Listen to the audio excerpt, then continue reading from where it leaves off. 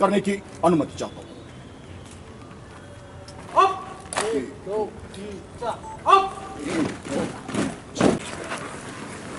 आदरणीय पालकमंत्री महोदय, आदरणीय आमदार महोदय,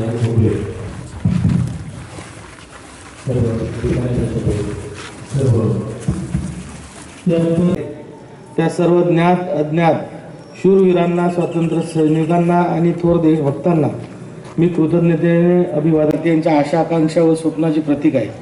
याच व्यापक दृष्टीशी जोडून महाराष्ट्राला 2047 पर्यंत आत्मनिर्भर, समृद्ध व्यापक उद्दिष्ट ठेवून शासनाकडून पावले उचलण्यात येत आहेत.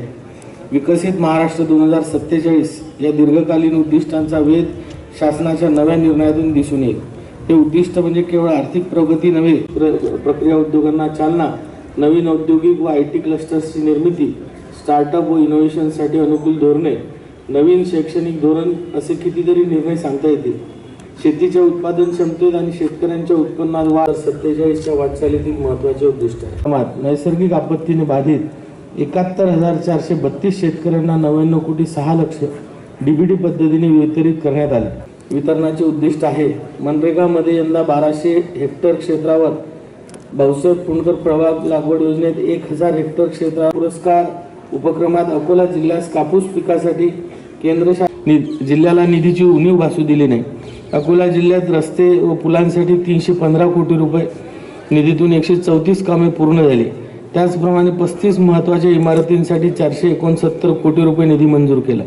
डॉक्टर बाबासाहेब आंबेडकर सामाजिक न्याय भवन मूर्तिजापूर येथे नवीन न्यायालयीन इमारत जागा मंजूर करण्यात आली असून बांधकामासाठी 16,61,920 रुपये निधीला मान्यता देण्यात आली आहे. याचे आधुनिकीकरण हाती घेतले आहे.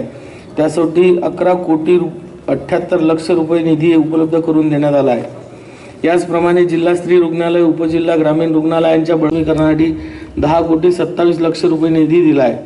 राष्ट्रीय गुणवत्ता आश्वासक कार्यक्रमात जिल्ह्यातील 5 प्राथमिक आरोग्य केंद्रांची नॅशनल असेसमेंटमध्ये निवड. पर्यटन क्षेत्राची मोलाची भूमिका आकारास येत आहे. बॉक्सिंग या क्रीडा प्रकारात अकोला जिल्हा अग्रेसर ठरल्यामुळे शासनाकडून अकोला येथे मुष्टियुद्ध या खेळाचे राज्यस्तरीय हाय परफॉर्मन्स सेंटर मिळाले आहे. महसूल विभागाच्या सर्व कार्यालयात ऑफिस कार्यान्वित करण्यासाठी महत्त्वाचं पाऊल अकोला जिल्हा प्रशासनाने उचललं आहे. कामकाजात गतिमानता आहे. नैसर्गिक वाळूला पर्याय म्हणून एमसँड युनिटच्या उभारणीसाठी प्रयत्न होत आहेत. असे अनेक नवे निर्णय भविष्यातील प्रगतीचा मानदंड घेतले आहेत. गावागावांमध्ये विकासाची निकोप स्पर्धा निर्माण करणे, सुशासन प्रस्थापित करणे, गावाला आत्मनिर्भर करणे हा त्याचा हेतू आहे.